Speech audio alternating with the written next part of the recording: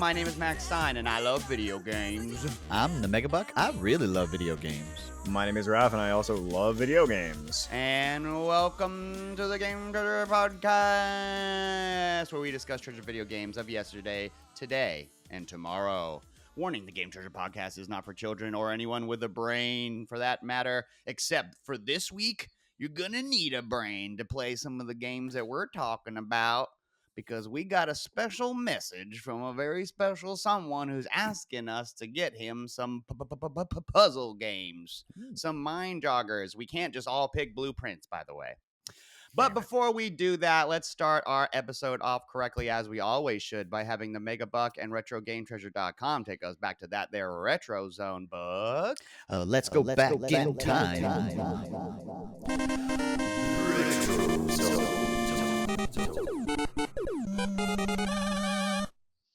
I got a great port of an arcade game this week. Okay. Oh. Hit me. So, what if you were designing a game and you drew your inspiration from miniature golf, racing games, and MC Escher? I didn't expect that last I'm gonna one. need Not gonna lie. a lot of cocaine. Good. Because the Then- things that you just listed. Then Mark Cerny had a lot of cocaine when he thought up Marble Madness. Oh, Shit! I've never fantastic. even heard of this one. When you said What? arcade, Wait, whoa. Never wait, heard are you of this kidding? one, yeah. Hard Stop, breaks. Stop. That's I've not never true. heard of this one. I've never heard of this one. We Yep. talked about Marble Madness in our video game music episode Because David Okay. Wise does the because soundtrack. David Weiss does the soundtrack. Or rather, I've you- never played this game. I guess. There we go. Yeah. That's correct. Ooh. Marble Madness, you threw me through a loop when you said arcade port, because I always freaking forget that this The was an rollerball. arcade game first with the rolly ball. So funny thing about it too is it's so much easier to control this damn marble with the roll. It's easier and harder. It has like the Mario Party syndrome where you really start to hurt your 'Cause hand. After Doing a it on level the or two. NES with the only 4 directions, you're controlling a spherical object with 4 directions. It just doesn't go, my man. Like, it doesn't work. it's definitely more difficult. I'm sorry. But damn Yeah, it, I'm gonna say that's insulting. It's not that it doesn't work. It is No. just a lot harder. yes, I'm it's a sure, lot more. I'm It's sure. it takes a lot more practice, we'll say. Yes. This was the brainchild of Mark Cerny, he was in the game. He's in the game industry forever. I mean, Okay. even literally some of his earlier games were like Millipede that he worked on with with Ed Log, and he's OG video game. Major yeah. Havoc on all those too. Mhm. So we had this one too. I mean, it was an arcade smash hit for sure. I mean, if you haven't played Marble Madness, it is just an arcade gem. To try to explain what it is, Mm. it's like it begins this isometric view, and you are a marble, Mhm.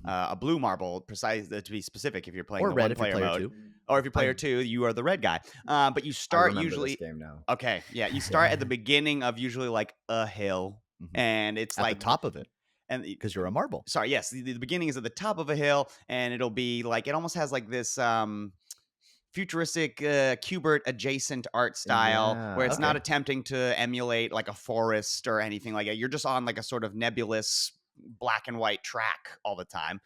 And yeah, the objective is to just roll safely down the hill. Well, Matt, couldn't I just fucking fling myself off the edge of the mountain? It was like, well, your marble has life. You can only fall from a certain height before when you land, your marble will actually like take damage. You have a time limit and you can lose time. I mean, you're losing time anyway, but you can lose Right. time by getting caught by certain enemies, knocked off the level. Oh yeah, whatnot, there will too. be obstacles that spin you Oh, yes. around and send Very you much off so. the level. If you fly off the level, you'll respawn. But obviously, like Buck said, you just wasted a shitload of time. But yeah, you'll fall from like a certain height, and your guy will just like crack. Yeah. And he'll like land so hard that he cracks, and instead of like being reborn there, it'll send you right back to the top. So it's just Yeah. like basically, in other words, the game is saying like that's not how you get down. It- Like it- you it- just it- get down right, or you're not going to do it. You know what I'm And saying? of course, the one level that goes in reverse and makes you go up just to confuse you a lot. Oh my What god, an I absolute forgot about fever that. dream. This game looks di- insane. This was one of the first games that when I saw it, it in my eyes, it looked almost as good as the arcade game. Like here it is. I've got an arcade game at my house. That's so true. We did definitely have this one on the Oh, NES. yes. If that's not our copy, we It's a copy from the warehouse. I played this one a lot because as a kid, objective was clear. get the marble down the fucking hill. You know what I mean? Not a lot, no, almost basically no buttons to press, just the face buttons or whatever, just the directional buttons to press. And so I could at least maybe clear the first level of this, and it hooked me more with its music.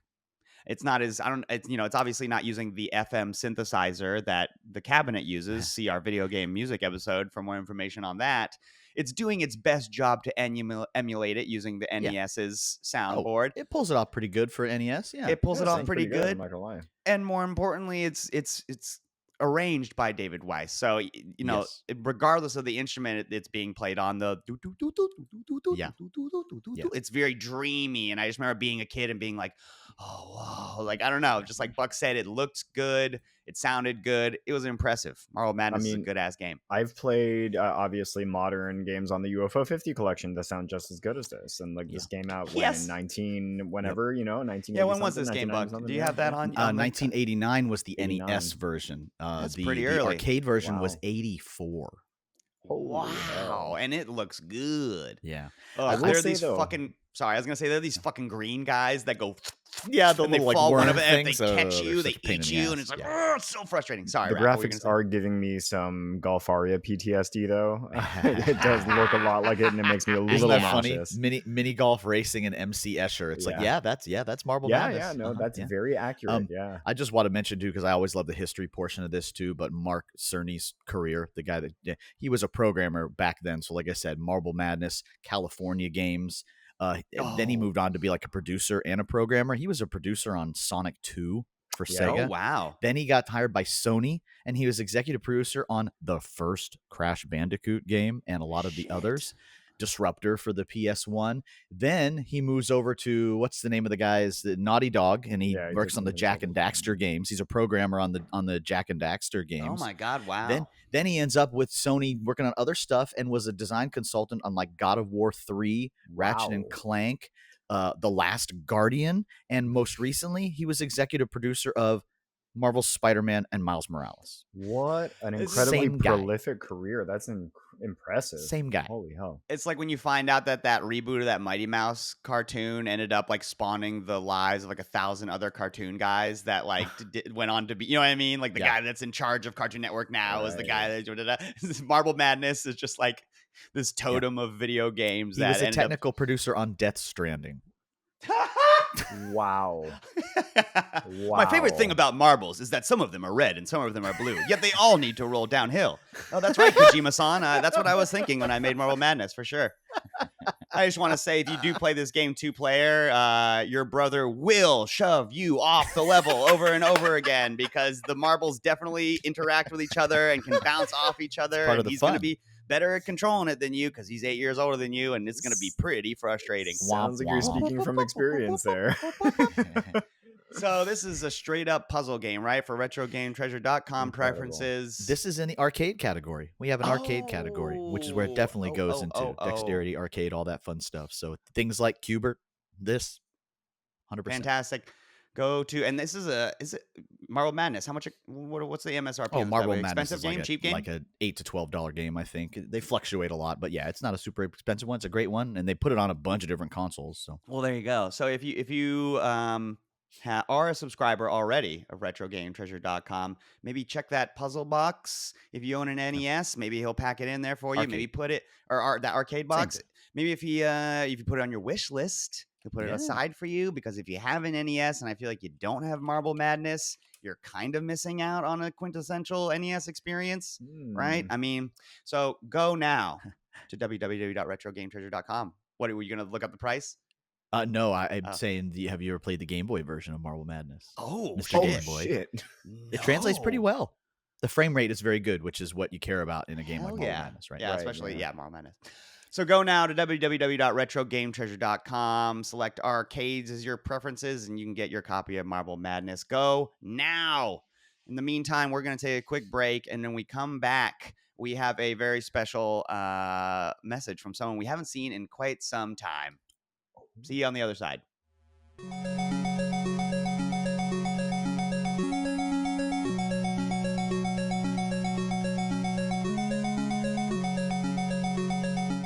All right, we're back, and I got I got another email, another message from our one of our biggest fans and one of our favorite people. And they have another request for us. So let's just go ahead and watch this bad boy that they sent. My lords, my ladies, I now present to you the king of video games. God dang it! Oh, crap! Dang! Hello, it is I, the king of video games, back again requesting video game gems. Oh, this week, my stupid little cousin, the Prince of Puzzles, is coming to the kingdom of video games. He thinks he's so smart just because he can do books. Game Treasure Crew, I need your help. I need some excellent puzzle video game gems to impress this little twerp. Oh, I'm so mad, I'm out of here. Quite the lavish bedroom the king has. It's incredible. It's like Mac when we were kids and one of our cousins would come over and he'd be like, do I have to play with him? Yes, that is very similar to me. That's just a coincidence, I guess. I guess the king of video game also has annoying cousins that when they come over, he doesn't know what to do with them. Yeah. Well, King, just because he can do books doesn't mean he's better than you. We have some great suggestions for some puzzle game. King illiterate? I think so. Oh shit! It feels like he is. It feels like he can't read. Oh my god. I don't know what do books means. Anyhow, we have some great puzzle gems for you today, my lord. I will go first. I have several I would like to cover. First of all, my lord, I don't know if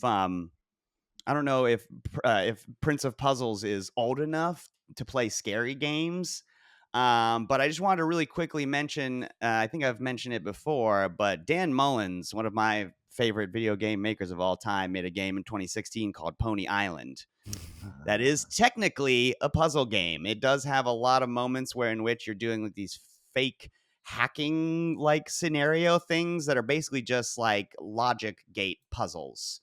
And you do a bunch of them in between moments in which you're playing like a fake Forever Runner type game. Also, it's actually about a demon who's locked inside of the CPU of a cursed arcade game. Because if you know anything about Dan Mullins, it's that he likes to make crazy as fuck video games. So I love Dan Mullins with all my heart. This game is surreal and kind of scary and sort of fourth wall breaky, just like all his shit is. And unlike, Inscription, which is definitely like a puzzle strategy game, this really is just a straight up puzzle game. Like do math and or like do if then statement puzzles. Oh hell yeah. But if he doesn't want to do scary games, then that's all right, King. I have a couple more games that I wanted to mention for you. My favorite game growing up when I was a kid, when I was probably 10, 11 years old, a game that was ported from the Dreamcast the same year that it came out. A game made by Sonic Team, directed by Yuji Naka himself. Not a Sonic game. I'm talking about Choo Choo Rocket. You mean the one that's on my desk right now? This game is a very, very, very, very, very, very good, fun puzzle game. I only have one puzzle game now.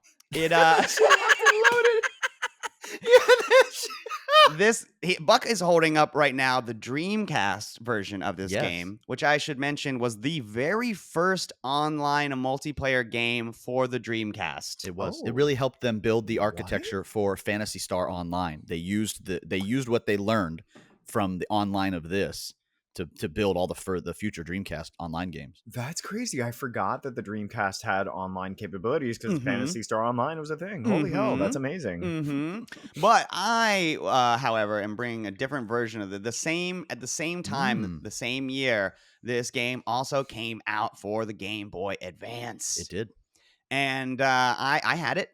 And it was my car game for sure, 110%. Cool. The graphics on it look obviously, if you do the Dreamcast one, you get the very simple polygons.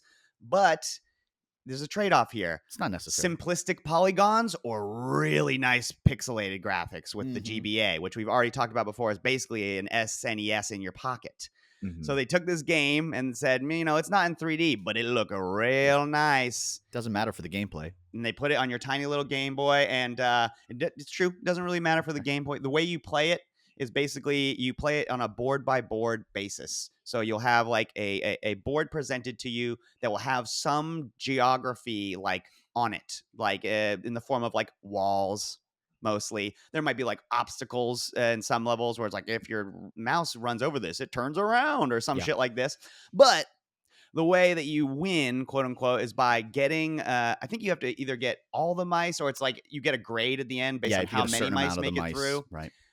To basically from a starting point, which is predetermined and you are told where it's going to be, to an ending point, which is again predetermined. You know where it's going to be. And the way you do it is that in the like bottom left-hand corner of your screen in the Game Boy version, you have a like an inventory of tiles that are like directions. Yeah. So you literally have like a box full of boxes, and they'll be like, this one's up, this one's left, this one's, and so you'll on a given level, you'll be presented with this geography, and it'll say, all right, you have to solve this with 2 ups, 2 lefts, and a down, no rights, or something like this, right? It's a random assortment according to them. And the coolest thing about the game is that you could solve some of the puzzles without using all the pieces if you really, really did a lot of math, you know what I mean? Because the geography also had influence on the mice. Like when the mice hit a wall, basically they take like the shortest corner they can. And there are a couple other things to do with the geography. But I just remember playing this game for hours. The music, it's Sega and Sonic Team, so it's catchy. It looks cute on the Game Boy Advance. Like Buck's saying, the graphics don't really matter. But I was like, yeah, but I really liked them. I thought the like the little mice and shit there, like it's a really fun style. Simple to play, hard to master. It's got a bunch of levels, so you could play this one for probably a while, King. So Choo Choo Rocket. And the last one that I wanted to mention, and I want to see if I can read Buck's mind here and see if he's going to pick the same game. Again. This is a game. Yes, again. This is a game that I don't know a lot of people besides my brother that have played it. And it was a game that I used to watch him play when I was a child and just think, I wish I could be smart enough to play this game.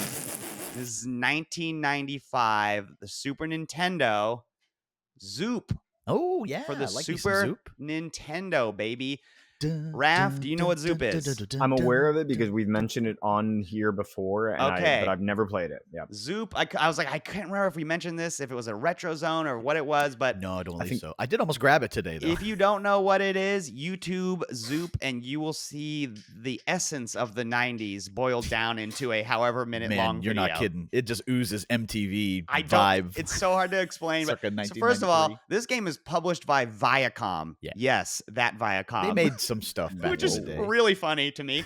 And then so it's on a lot of stuff. It's on this SNES and the Genesis and the blankety blank and the Jaguar and a bunch of other shit. Anyhow, we played the Super Nintendo one and got that sound chip very primo. But so you play as a little triangle on this grid, and you can maneuver around a 4x4 size square on this board that's in the dead center. And the gameplay involves basically pressing a button to shoot to the edge of the screen to hit these like shapes that have associated colors. Yeah, whichever one's next in front of you. And so the very first color that you will hit, you will change colors with it. So if you're like orange, for example, and you face a blue block and then press the button, you'll swap colors. It'll become orange and you become blue. If you hit a block that is the same color as you zoop the block. In other words, you clear it, and that basically is how you win the game. You got to do a certain number of zoops on each like level to clear it. The catch there is that if you have like several like blues in a line, but then there's an orange behind it, what will happen is if you are blue, you will zoop all those blue, but then you will swap colors with the orange. So you will clear all those blues, but then become orange and leave a blue behind. Dang, you make me want to play Zoop now. And that just, I remember being a kid and being like, wait, shouldn't all the blues be gone? But there's a blue there and you were just blue. And what I didn't understand is that you swap colors with the last thing in the row, regardless of how many you cleared or not. I see. But yeah, watch people play this. The only other catch besides what I just said is that the pieces the aforementioned colored pieces come invading from the sides of the screen, like the top, bottom, left, and right. and they speed up after a certain like number of zoops, like when you're finishing the levels. But there's literally a design note in the Wikipedia of Zoop where the backgrounds of the game progressively get just straight up harder to look at. Like it's like, because the premise of the game is to recognize shapes and colors. Yeah. And so while designing the game, if you will remember, Buck, there's a board that's black and white checkered. Yeah. Which is very distracting. And they basically implied that like the levels get the backgrounds that you play on get progressively more and more distracting. I remember them changing, purpose. but I don't remember that being a problem. Google it and look it up, because I remember that being a problem for me. So absolutely 110%. I thought the shapes were just because of like for someone was colorblind, they were trying to keep the game accessible. But then I always thought to myself, yeah, but your shape is always a triangle, so that doesn't help. Exactly. Yeah. Nope. The design reasoning was literally to make the background harder to see the shape. So it's actually the opposite of what you were thinking. Some we of the wanted to make it greens, more like, difficult. Yeah, like the screen turns green here, and it looks like it's like harder to spot like some of the greens that are in there. And for some reason, the 4x4 square is like split in half in two different colors at this. On some of them, and then some of them it splits it into 4. Some of it splits it into like rows. It's like I said, it's always trying to basically just make it hard for you to recognize the shapes and colors. You're not lying. Love the music for this game, not gonna lie. The music is so fucking 90s. And all the colors that I just mentioned, it's like there's Nickelodeon orange, slime green, fucking Billabong blue, and MTV purple. And MTV purple. It's literally it's like so funny. Billabong blue, so yeah, Zoop was it's a game I'll never forget, even though I didn't really play it much. I just remember watching Buck play it all the time and being like, how in the fuck is he doing this? I love that game. So go to retrogametreasure.com, King, and maybe you can get yourself a copy of Zoop for the Super Nintendo or Genesis or Jaguar or whatever. Those are my suggestions, my lord. Buck, what video game puzzle games do you have? Oh, sorry, I'm just going to play Zoop now. I'll catch you guys. Yeah. Oddly enough, without talking to Mac, I want to just mention, because I also brought Choo Choo Rocket, but I brought the Dreamcast version. But I want to mention something that he didn't talk about that was exclusive to the Dreamcast version. And that was the multiplayer. I think you could do it through the link cable on the Choo Choo Rocket on the GBA. But I don't think it was the same. Yeah. And on the Dreamcast, it was 4 players. Because Dreamcast had 4 player ports, right? So one of the most fun mechanics about this game, really, when you're doing the multiplayer especially, but also in the puzzle mode, was the arrows also affect the cats that are trying to chase your mice and can kill your mice, which, by the way, you're trying to get your mice into rockets, and choo-choo is the sound that mice make in Japan. Thank you for clearing that up. So the in the multiplayer version, it's exactly what you're thinking, but even worse. Each player has some arrows. Each player is a different color. Each player has their own rockets. Each player has their own mice, but your arrows can mess with everyone else's mice and or the cats. Yeah. So it just becomes this super frantic elbowing each other partying game. Does it take place in like rounds, or it's just you're placing them and going and placing and going? And how does that work? It's like a time limit, and you're trying to get a certain amount of points within like the time limit. I don't remember if it does like best of 3 or whatnot in those two, or maybe you can set that when you do that. So because this was a solo experience for me. Yeah. Yeah, and it's still a great game in either way you play it. It's like a puzzle games can be like that. They can be dexterous and fast paced and in real time. That's in the multiplayer mode. Whereas in the single player mode, you're just staring at the screen until you figure out the puzzle, and then you're placing the pieces. You don't place any of the pieces on the fly. And you know me, I love just staring blankly at a screen for an hour, just like, wait, hold on, what's the best way to do this? Hold on. Boy, have I got a game for you. Fuck yeah, let's see it. Because my other pick is 1991's by Psychosis, originally made on and for the Amiga, ported to give or take 8 bazillion different consoles, sold something like 15 million copies, and single-handedly launched UK developer Psychosis into the mainstream, later picked up by Sony. And I'm talking specifically about the SNES version of Lemmings. Okay. Hey. I think we brought this as a Retro Zone once. I don't know if we did or not, and if I put it on my list or not, or if I missed it or whatnot. The Super Nintendo port specifically here. Okay, I specifically am bringing it for the King because the King wants to play something with his little cousin. Yes. And the SNES version is one of the few versions that has a 2-player mode. Oh shit! Oh, what the fuck? I never put that together. It's literally old school split screen. It just you have less real estate of the levels, and you're trying to do better than the other player across there. I think there's something around 20 or so of the levels in the game. There's 100 levels in Lemmings, and so not all of them I think are in the multiplayer. If you select 2-player when you're playing the SNES version of it, but Did we own this? Do you remember? man, I feel like we had it on the Mac. We did. We had. You're absolutely Okay. right. We had it on the Mac. Again, one of the 8 bazillion different consoles that Honestly, this was. probably ported thank to. God, because he would have just whooped my ass in this too. I think and that would have sucked. You know, I don't know if the how the scoring worked for time, because obviously you're really just trying to minimize the amount of lemmings. And it was funny. I was watching Right. some long plays of this earlier, and I was just like, man, I never even would have thought of that. Man, this is one of those games where you have to get into like a frame of mind. I mean, every level, Yeah.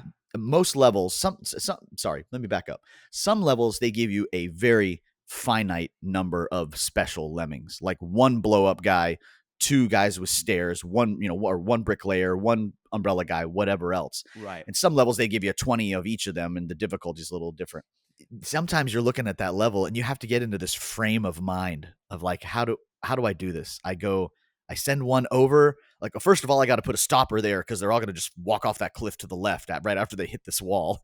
And then do I put a stopper here? And then I build the bridge going back this way? And how do I say, trying to get the right amount of them in that time limit? Right. This game be hard as balls sometimes. Lemmings can be hard as balls. I agree. Also, I think it's a fantastic pick for the king of video games to You play like with that. his little cousin. Yes. Very good Lemmings choice. for the Super Nintendo Entertainment System. Well, This is since a we fucking doubled up on classic one, that I would you haven't like me to played do in my 1,000 bonus years. you want to hear? Sure, yeah, go ahead. This one, I'm not sure if it's a puzzle game or a puzzle genre in and of itself. So I want to know from each of you guys which version you have played, both you, Mac and Raph, and you, Brads and Bradettes out there, because I'm talking about Panel del Pon, no, Tetris Attack, no, Pokemon Puzzle League, because they're all the same puzzle game. I don't think I've played any of them. My played first Panel del one Pon. that I played, I never played Tetris Attack on the SNES. Just wasn't. I thought it was another Tetris game. I didn't know any different. Mhm. My first one was at like AFO 2, and I played Cardcaptor Sakura Panel del Pon with Eric Rees. Does Kirby's Avalanche count? Because I think had that yes, game. they're all the same Yeah, I had match that up the game. shapes, turn the shapes, match up the shapes. Right. I think turn my them all sideways. closest equivalent would just, no, these don't drop. I see. Yeah, I've never played a Panel del Pon. They push up from the bottom, I think. From the bottom. And they get So more and more. Yeah, I think there's a Kirby Star Stacker, I think was the name of that one. I think it's the same thing. The original Panel del Pon was like an original thing. They called it an action puzzle game. So when I'm talking about turn-based versus dexterous, this is the dexterous one. They got Panel del Pon in Japan. And they brought it over here as Tetris Attack. It's the exact same game as Panel del Pon. It just doesn't have the cutesy characters. It's just Tetris Shapes, rebrand. right? Yeah. I guess. Wow.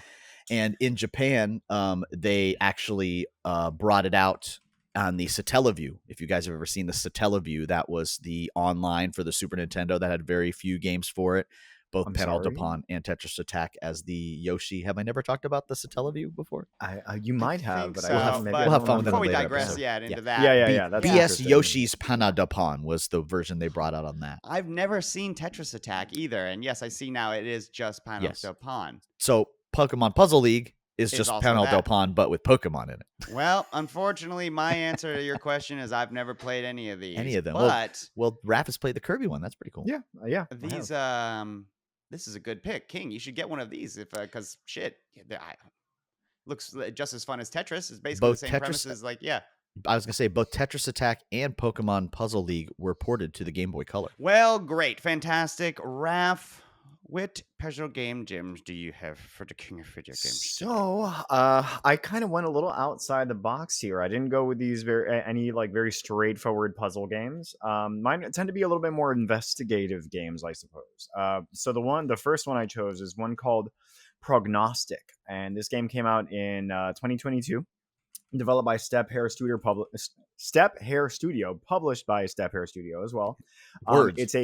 Yes, words are hard. It's a puzzle investigative horror game, and you play as a person who has been reluctantly thrust upon the role of taking up the family business of being a paranormal investigator.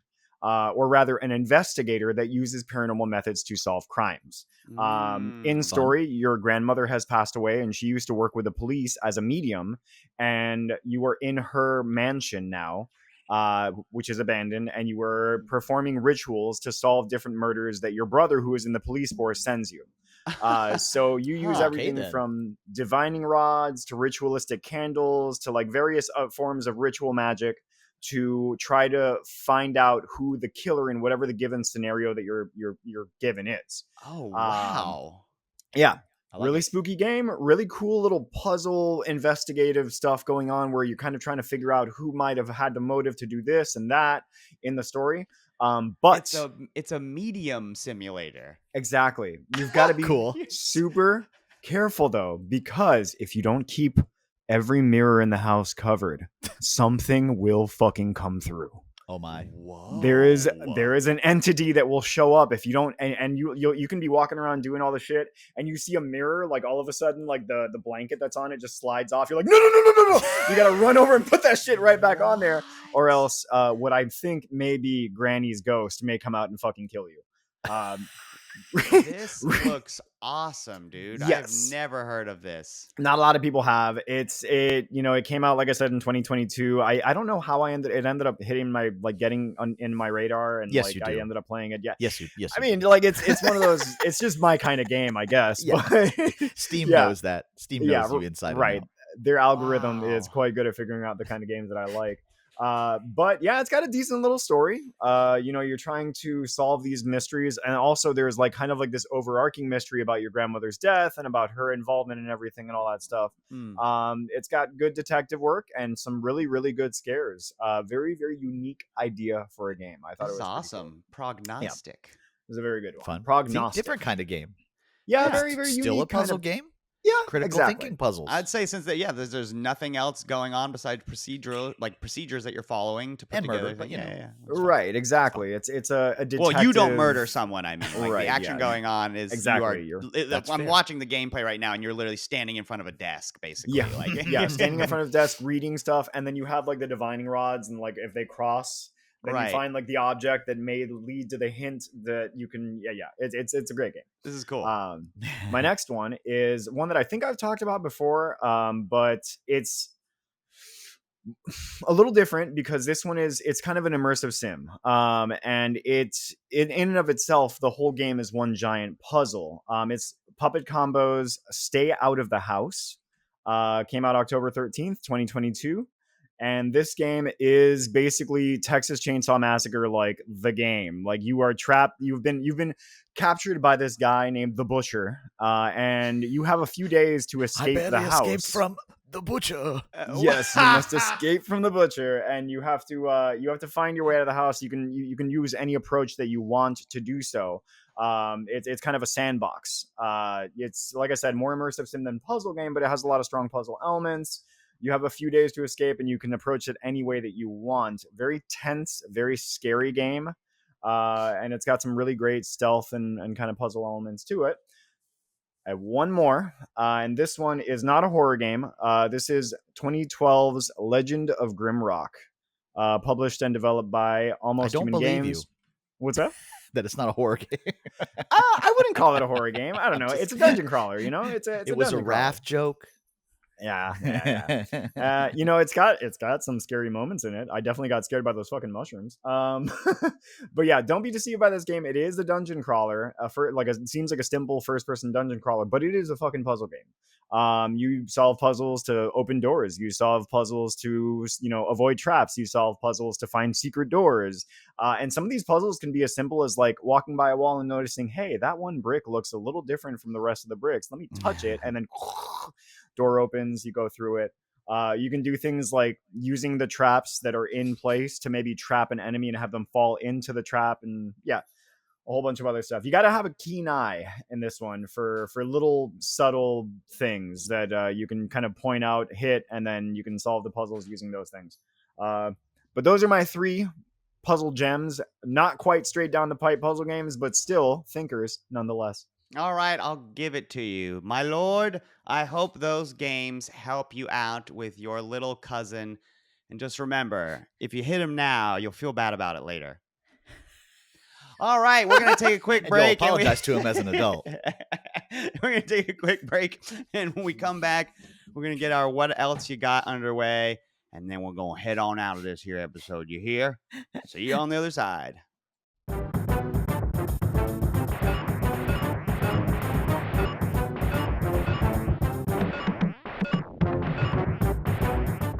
My lads, what else have you got for me? The segment of our show where we can bring anything to the table, be it video game or not. I will go first, as usual. First of all, Raph, I can't believe you hadn't mentioned this yet, and you didn't. You said you weren't going to mention something that we watches, but Oh, that's right. Buck and I, or Raph and I, Buck, you will be very happy to know, watched the Battle Arena Toshinden movie. Yeah, dude, that shit was amazing. You cannot stream it anywhere except it is free on YouTube. Someone has ripped Wow. a VHS version of it I to think I still YouTube. have a VHS copy. That's what I said to Ralph. I do. And it looks perfectly awful. It's got Yeah. scan lines in it, and it looks like someone's playing it on a shitty TV, which I was like, this is perfect. I do This not is want to how see it this should in look. HD. And the ads in the beginning. That was awesome. And it has the and I was like, man, me Wow. and Buck used to watch this and go, what the fuck is that? What is that? Yeah. When is that? Who is like just That's how we get our other anime. Yes. It worked on us 100%. And I remembered every single fucking one. I was like, oh, and this is the one with the jetpack guy, and he's got the sword and the jetpack, and he cuts that monkey guy in half. I Man, remember this. And I don't then, remember that one as much. Not as Yeah. quotable to me. There's as one for Fatal MT Fury. Geist, and they're like, Oh, oh, yes. MT Geist, yeah, this movie You can't was get that anywhere. I have tried. So awesome. oh. But yeah, the Battle Arena Toshinden is a PS1 video game. If you've never played it, you don't have to. It pretty much looks like shit, pretty much plays like shit, but we had it as kids, and we played it because it was like one of the first PlayStation 1 fighting games. Yeah, it was one of the first And, PlayStation 1 games, period. Yeah, Mhm. and they made an accompanying anime, as companies are ought to do, and it's like an hour long. It's broken up into 2 parts. Forgot It's all that. pretty corny, but the fight scenes are not bad, and it's the animation is pretty cool. The part one at the very end, the guy takes the motorcycle and jumps from one skyscraper to the other, and then Yeah, lands, and I then do pulls his remember that. sword out and goes, "The star of the show has arrived." I was like, let's Fucking fucking amazing. go. So But magical. it's and then it's just good for a good laugh of just like being like, okay, that guy is clearly Ryu. Okay, he literally has a blonde American friend who wears all red and Yeah, does yeah. the same moves as him. Like, Yeah, it's very they were funny. like, Sony was like, we need a fighting game for this new console we're having. Yeah. Is there a Street Fighter ready? No, not yet. All right. And then lastly, it just does a really good job at hitting all of the 90s anime tropes real fucking yeah. hard. Mm. Like, you got gratuitous nudity, gratuitous violence, a really kick-ass soundtrack, actually, surprisingly. Oh, the yeah, most no. impressive thing was just like the music is pretty fucking rocking. It was feels like a banging, fighting dude. game, yeah. But yeah, it's basically all Sakuga. It's just like all fighting. It's just the plot is, you'll see it if you want to really watch it. But it's a fighting anime based on an old PlayStation 1 game you may have never heard of. You can go watch it on YouTube for free right now and know what I'm talking about. That's But awesome. Me and the boy just watched Venus Wars last week too. oh wow, The Blu-ray that I got. I of guess it. he's I old had- enough. Yeah, that's I had fine. totally forgotten about the second act of that. I only remembered like them racing the bikes Yeah. and everything and fighting the tank and losing. I forgot that they end up like drafted to war. I was about to say, I think there's like a civil war that happens or something. yeah. There's like some. They don't even talk about it, but there's some other faction that invades Mars and Venus rather, and it's wacky. But I have another thing that I wanted to talk about, and it is also on YouTube. And it is a YouTube video. Specifically, this is a YouTube video by a very special YouTube creator, Nakey Jakey. You may know him from critiquing Red Dead Redemption 2 from atop a yoga ball. That's like his most popular video. He's a video game donkey adjacent guy, right? He makes video essays about video games, and they're usually comedic in nature, and they're usually just like from an intellectual like standpoint. Like, he'll talk about a game's design philosophy or from a particular studio and how it's evolved over time or something like this, or the repercussions of microtransactions within the gaming space, like nebulous shit like this.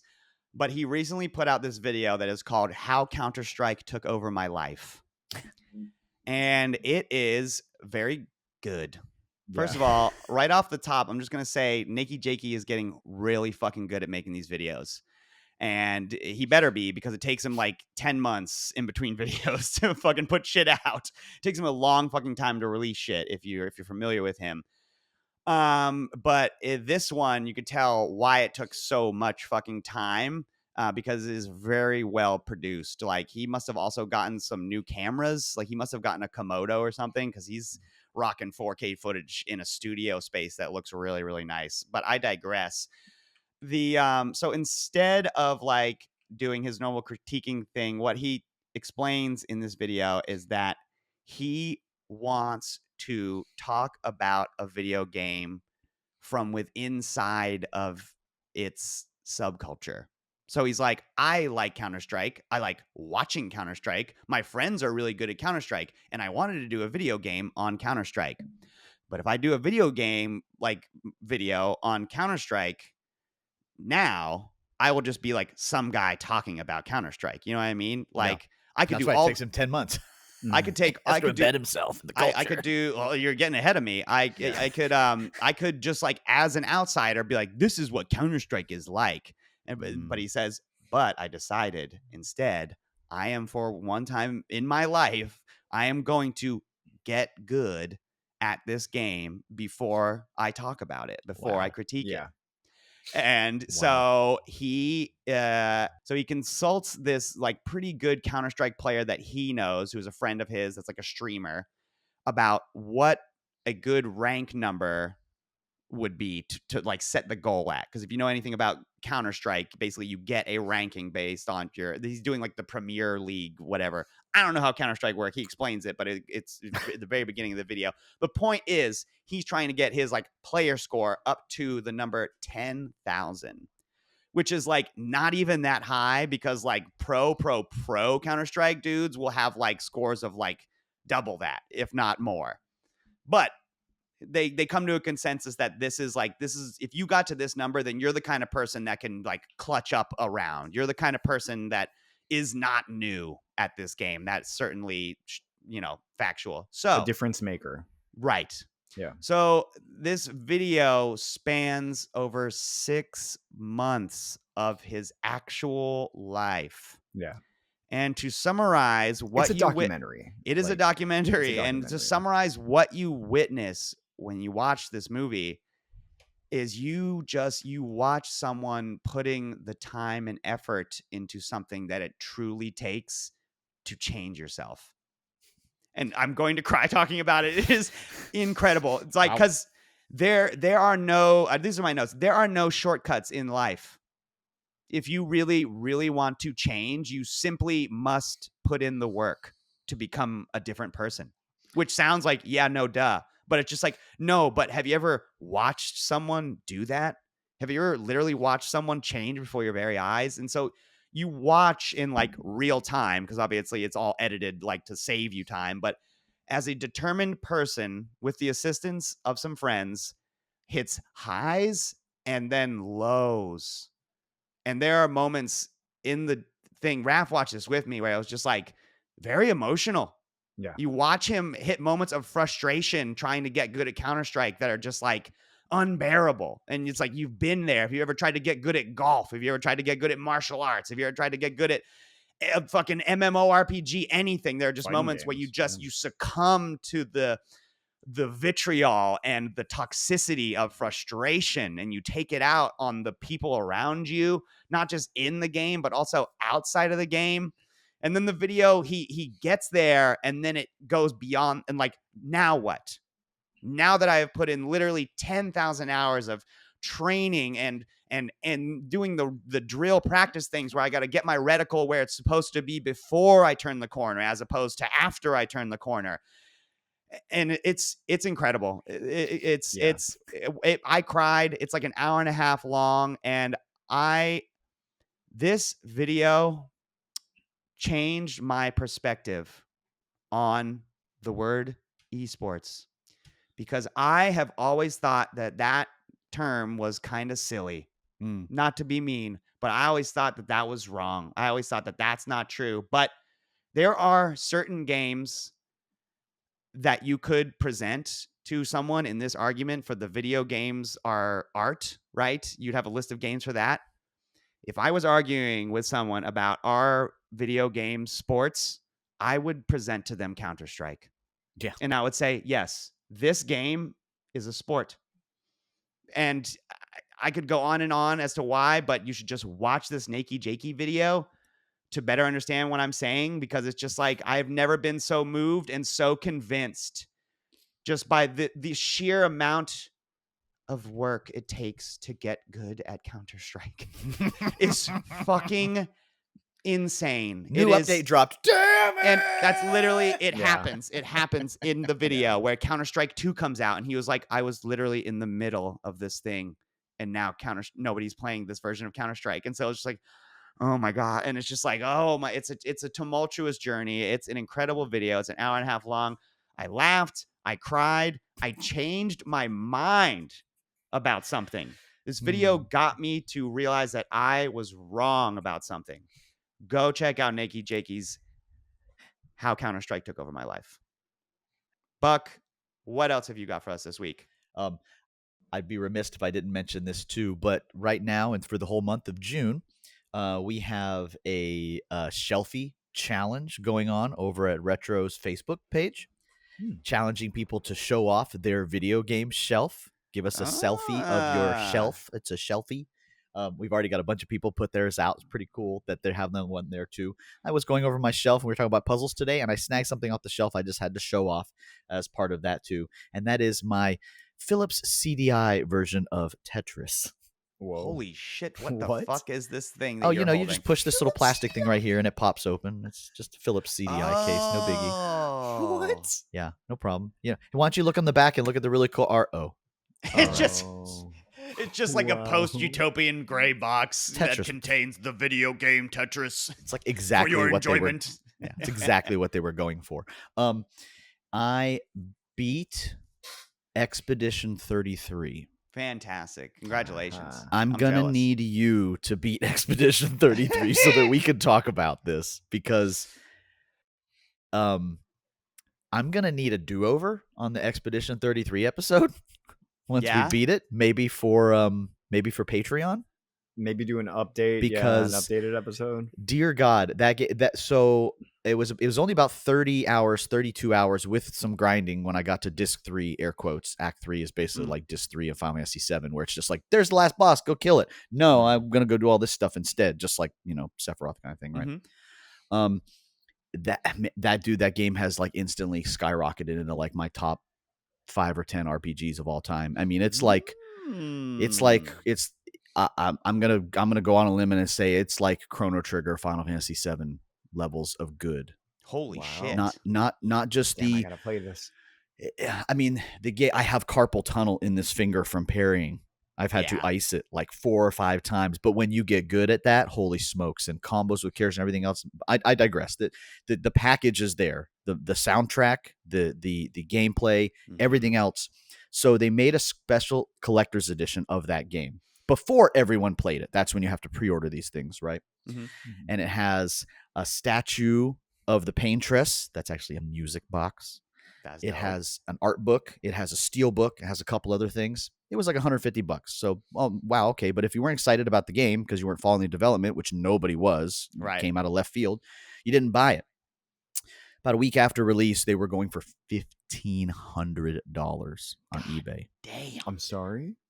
And Sandfall went, 1, that's not cool. And 2, that means a lot of people want this. So literally, like a week and a half ago, they went to the guys that helped them with other stuff and the soundtracks and other things, smaller indie kind of grouping, and said, if we took pre-orders on a collector's edition that has everything but the game in it, because people have already played the game, could we do these, produce? Yeah, no problem. Drop the price a little bit, fine. So I did, and you still can, because it's open pre-orders for like $120. Get a collector's edition of Expedition 33 that includes the steel book, but no game in it, because you probably already own the game. Mhm.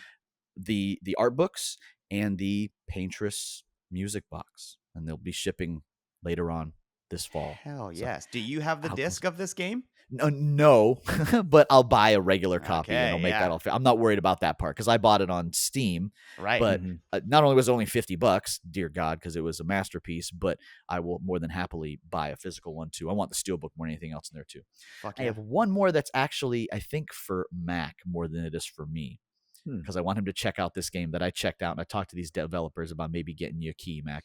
And that, what if this just came out? What if after a long day of work, you come home to find that your uneaten food has come to life, and it's Very here to good. beat you up Okay. with its hands? Okay. Leftovers KO is a hand-drawn, animated, punch-out style game where you fight your leftovers. Oh, this looks cute. It's What the basically hell? like a fun little punch-out game with a quirky hand-drawn art style. There's definitely something twisted going on here if you watch the whole cutscene and when the guy's gloves tear and he's like, like This is cool. This is some fucking WarioWare like silliness, but Crazy, I'm sorry, yep. the Pizza Tower. That's the art yes, style. I was Yeah, very thinking much of. so. It's Yeah, there we go. Feardemic, who has lots of other great games that they've Ah. made too, but Yeah, this looks surreal and weird as fuck. Just I wonder what came the out. last boss is. I thought you'd get a kick out of that, though. I believe there's a demo up for it on from that Demo Fest thing of this Steam, game, and yeah. it just came out. So Leftovers. It's only like KO. $7.99 right now. yeah, on it's sale. cheap Normally too. It's a $10. Yeah, $10 it's pretty cheap, game yeah. normal price. So But weird. if you're itching for some Punch Out and you like quirky animation, this is right up your alley. Hell I just yeah. saw a scene in the trailer where you're being choked out by an artichoke and it says artichoke. He's gonna choke it out. Great. I love that. Nice. Well, Raph, what else do you have for us this week, sir? Well, a while back, this was on sale and I picked it up and I hadn't gotten a chance to play it, and I got a chance to play it this week. But it's a game from 2017 developed by Hinterland Studio Incorporated, and it's The Long Dark. If you guys have never heard of it, this is the most brutal survival game that I've ever played in my entire life. It's a single player game. There's no zombies, no monsters, no magic, only the brutality of the Canadian winter and the hunger of wolves. Okay. I will just my entire review will just be my story of my first 29-minute playthrough. So I start near the remnants of a local town and I find a small farm. It's very cold, by the way. The barn is disheveled, but I can at least get inside. The house is locked and I can't find a way to break in. I see a car nearby, so I check the car. I search inside the glove box and I don't find any keys in there. I look around and I see a frozen corpse right next to the car. I search the body, no keys. So I go back to the barn, and I notice that my body temperature is dropping very rapidly.